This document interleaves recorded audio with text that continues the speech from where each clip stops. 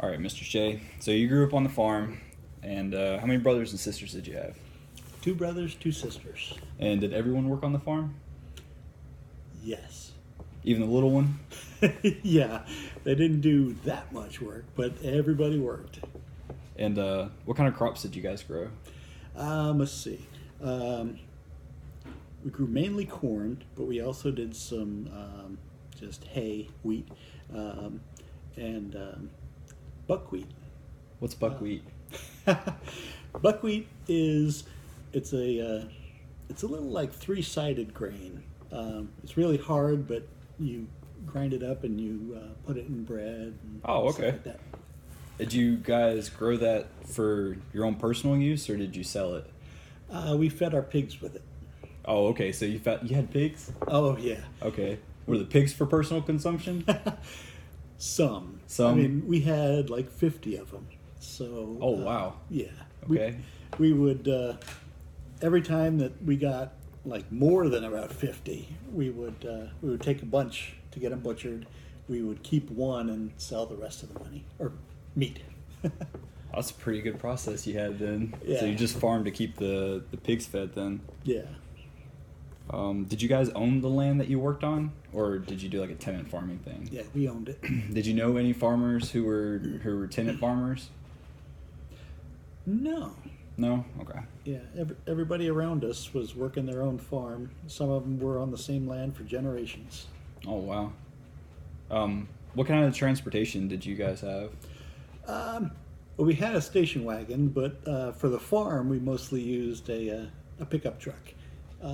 It's better than a mule. It was just like a 1 bench seat pickup truck, so most of the kids rode in the back, even if we had stuff piled up higher than the bed of the truck. Which is highly illegal nowadays. Oh yeah. What kind of, did you guys use any special machinery for the corn to harvest it or anything? Well, it was only special because it was really, really old. So it was special because it survived? Yeah. My dad had a way of, he wanted to do everything as primitive as practical.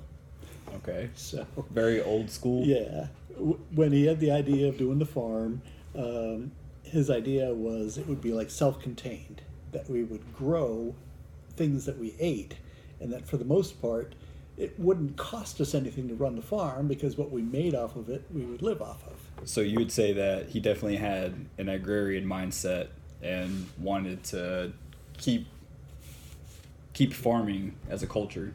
Yeah, I mean, he was really into like the previous generation's way of doing things in terms of farming. Was it an honor thing for him, or was it just a butch manly thing, or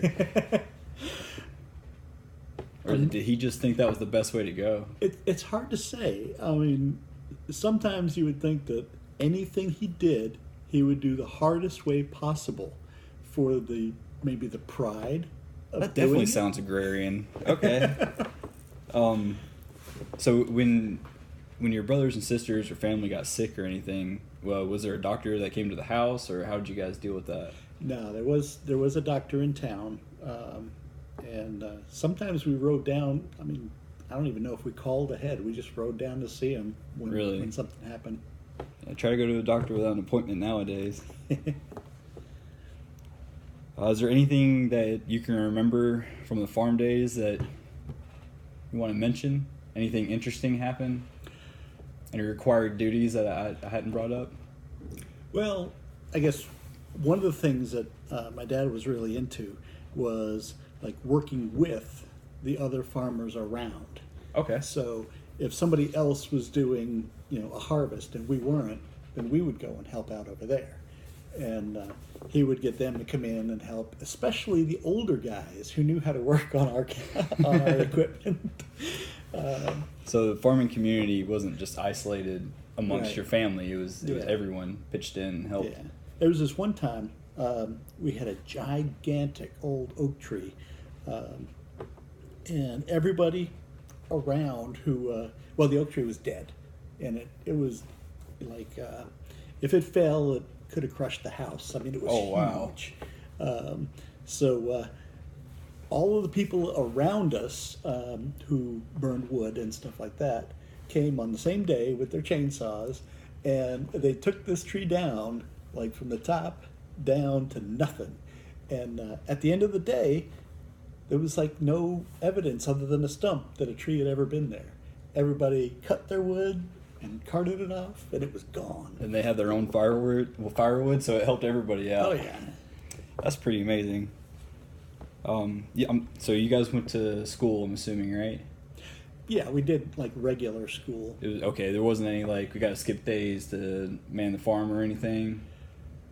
No, for the most part, we planned things so that we would do a lot of our work on the weekends. Okay. But even if we had to get up in the middle of the night to chase down, we had some cows that would get out pretty regularly. We'd have to get up in the middle of the night and chase them down, get them back in the fence, fix the fence, go back to bed, get up for school, off you go. Farm life. So you guys did on the farm. Was there a religious aspect to it? Well, it was another one of my dad's things. Okay. He was really into like researching and learning like previous generations' way of doing things. Okay. And he had a Hebrew Bible, learned Hebrew to read it. Really? And I think he had one in Latin as well. But he had books about the Bible. And Okay, so that definitely played into Yeah. his mindset then. but the thing is, we didn't go to any one church for terribly long, because he had such a crazy diverse set of things that he wanted to learn and wanted to do. We would go to different types of churches. Okay. And it was kind of cool because we got to see how each of these different people had sort of different beliefs that, like, amongst them all, there was a core that was the same. But everybody had their own little things, and some of them were like, well, if it's not this thing, it's wrong. So everybody else is going to hell. Yeah. That's pretty unique. But it was pretty cool because being out on a farm, you don't run into a lot of people either. So going to all these different churches and the different like Bible studies and stuff like that, we got to interact with a lot of people that we never would have. So it was a way of getting to know your community a little better too, as well as learning the different types of religions. Yeah. Okay. Is there anything else you can think of? Oh, I mean, there's lots of stories and lots of stuff. Let me see how much time we could. have. Oh, we're about 8 minutes. I think we capped out. Okay. I appreciate your time. Yeah.